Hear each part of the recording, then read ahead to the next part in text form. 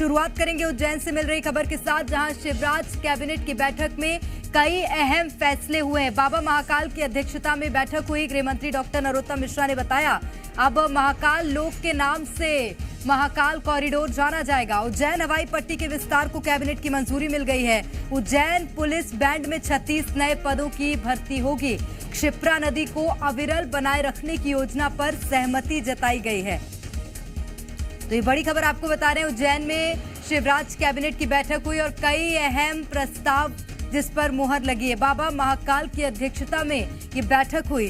गृह मंत्री डॉक्टर नरोत्तम मिश्रा ने कहा कि अब महाकाल लोक के नाम से महाकाल कॉरिडोर जाना जाएगा। उज्जैन हवाई पट्टी के विस्तार को कैबिनेट की मंजूरी मिल गई है। उज्जैन पुलिस बैंड में 36 नए पदों की भर्ती भी होगी। क्षिप्रा नदी को अविरल बनाए रखने की योजना पर सहमति जाहिर की गई है। अभी तक जो हवाई पट्टी है वो 1070 मीटर की है, जो काफी छोटी है।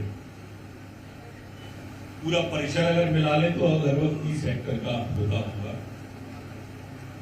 41 हेक्टेयर के लिए जमीन अधिग्रहित करनी पड़ेगी, एक्वायर करनी पड़ेगी, जैसे महाकाल लोक के लिए भी तय किया है कि अब 41 करोड़ भूअर्जन के लिए और 39 करोड़ उसके विकास के लिए, ऐसे 80 करोड़ से अधिक की राशि प्रथम चरण में हवाई पट्टी के विस्तार के लिए ली जाए।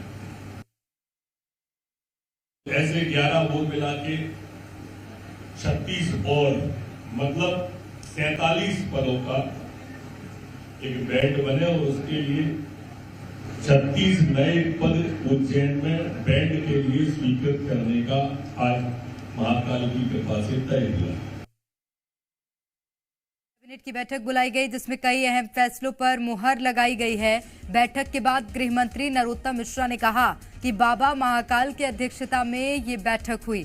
बैठक में तय किया गया कि महाकाल कॉरिडोर को अब महाकाल लोक के नाम से जाना जाएगा। कैबिनेट की बैठक में उज्जैन हवाई पट्टी के विस्तार और उज्जैन पुलिस बैंड में 36 नए पदों पर भर्ती को भी मंजूरी दी गई है। बैठक में क्षिप्रा नदी को अविरल बनाए रखने की योजना पर भी सहमति जताई है।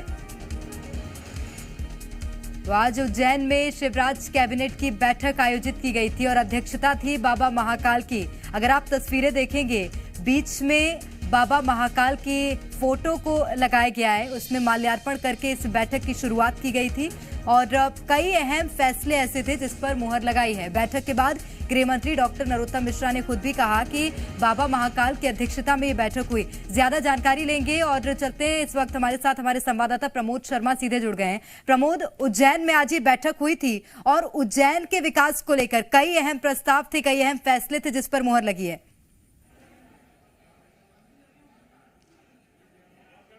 देखिए, उज्जैन में बाबा महाकाल की अध्यक्षता में कैबिनेट की बैठक हुई और जो प्रमुख सीट होती है उस पर बाबा महाकाल की प्रतिमा विराजमान थी। कई बड़े फैसले लिए गए हैं कैबिनेट की बैठक में। कैबिनेट से पहले ठीक कैबिनेट के मंत्रियों को देखिए एक बातचीत हुई की मुख्यमंत्री शिवराज सिंह चौहान ने, लेकिन क्या क्या महत्वपूर्ण फैसले हुए हैं प्रेरणा, वो एक बार आपको बता देता हूँ। पहली बार, संभवतः ऐसा पहली बार हुआ है कि उज्जैन में कैबिनेट की बैठक हुई है, वो भी बाबा महाकाल की अध्यक्षता में। मुख्यमंत्री की अध्यक्षता में ये बैठक नहीं हुई है, ये मुख्यमंत्री ने स्वयं कहा है। उन्होंने कहा है कि पूरी सरकार सेवक के तौर पर काम कर रही है और यहाँ के राजा बाबा महाकाल है, उनकी अध्यक्षता में बैठक हुई है। कौन कौन से वो प्रस्ताव हैं जो आज की कैबिनेट की बैठक में मोहर लगी है? देखिए, महत्वपूर्ण तो ये है कि महाकाल कॉरिडोर, जो अब तक महाकाल कॉरिडोर बहुत जोर शोर से देखिए शब्द गूंज रहा था, वो आज की कैबिनेट की बैठक में ये फैसला लिया गया है कि अब महाकाल कॉरिडोर का नाम महाकाल लोक के नाम से जाना जाएगा। मतलब साफ है, अब जो भव्य और दिव्य निर्माण हुआ है वो उसका नाम महाकाल लोक रहेगा और इसी महाकाल लोक का लोकार्पण पीएम मोदी 11 अक्टूबर को करेंगे। ये बड़ा फैसला लिया गया है। इसके अलावा उज्जैन हवाई पट्टी का विस्तार होगा, इसको भव्य बनाया जाएगा, इसको एयरपोर्ट का रूप भी दिया जाएगा। तीसरा बड़ा फैसला लिया गया है, उज्जैन पुलिस बैंड में 36 नए पदों पर भर्ती की जाएगी। क्षिप्रा जो यहाँ की अविरल नदी है वो मोक्षदायिनी है, उसको देखिए वो सदा नीरा बनाने के लिए एक बड़े प्रोजेक्ट यानी प्लानिंग बनाने की कैबिनेट में सहमति बनी है। अब महत्वपूर्ण तो ये है कि देखिए, सीएम उद्यम क्रांति जो महत्वपूर्ण योजना है, युवाओं को स्वरोजगार से जोड़ना है, उस सीएम उद्यम क्रांति योजना को में संशोधन किया गया है। अब आयु सीमा इसकी 5 वर्ष बढ़ा दी गई है। मतलब साहब 18 से 45 वर्ष के युवाओं को सीएम उद्यम क्रांति योजना के अंतर्गत आएंगे। पहले 40 वर्ष थी इसकी, अब 45 वर्ष कर दी गई है। इससे बड़ा फायदा होगा। देखिए, सबसे बड़ी बात तो ये है, सबसे बड़ा फैसला ये लिया गया है कि जल जीवन मिशन के अंतर्गत एमपी के 22 जिलों के 9,197 गांवों को जोड़ा गया है और इन 9,197 गांवों में 17,171 करोड़ रुपए की लागत से देखिए नल जल योजना है प्रोजेक्ट के काम की शुरुआत होगी। शहरों की तरह इन गांवों में भी 9,197 गांवों में टोटी से लोगों को पानी मिले, ये सरकार की मंशा है। कैबिनेट ने मोहर लगा दी इस प्रोजेक्ट पर। देखिए, दूसरा बड़ा प्रस्ताव था माहेश्वर जल विद्युत परियोजना। कैबिनेट ने इसका अनुसमर्थन किया है। कुटुंब न्यायालय में न्यायाधीश के पदों का सृजन किया गया है। लेकिन सबसे बड़ा अपडेट ये है कि महाकाल कॉरिडोर का नाम बदलकर महाकाल लोक ये बहुत महत्वपूर्ण आप बता रहे हैं प्रमोद जानकारी कि महाकाल कॉरिडोर का जो नाम है वो महाकाल लोक अब कर दिया गया और उसी नाम से अब जाना जाएगा। प्रमोद, लेकिन प्रधानमंत्री नरेंद्र मोदी का, जैसा कि आप खुद भी जानकारी दे रहे हैं, 11 अक्टूबर को दौरा है। उसको लेकर क्या कोई विशेष बातें और विशेष फैसले लिए गए हैं उसकी तैयारियों को लेकर? और इसी के साथ एक और बात बताइएगा, क्या अब पूरी शिवराज कैबिनेट जाएगी महाकाल लोक का दौरा करने के लिए? देखिए, सीएम निरीक्षण के लिए रवाना हो गए। सरकार के कुछ मंत्री भी जाएंगे और वो तस्वीरें भी हम आपको दिखाएंगे। लेकिन महत्वपूर्ण तो ये है कि वो भव्य और दिव्य निर्माण हुआ है।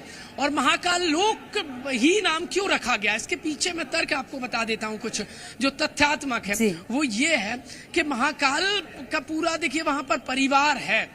गणेश हुए, उनके रुद्र, एक और हनुमान, भैरव, तमाम जो उनके देखिए अवतार हैं वो वहां पर दिखाए गए। पूरा एक लोक बसाया गया है।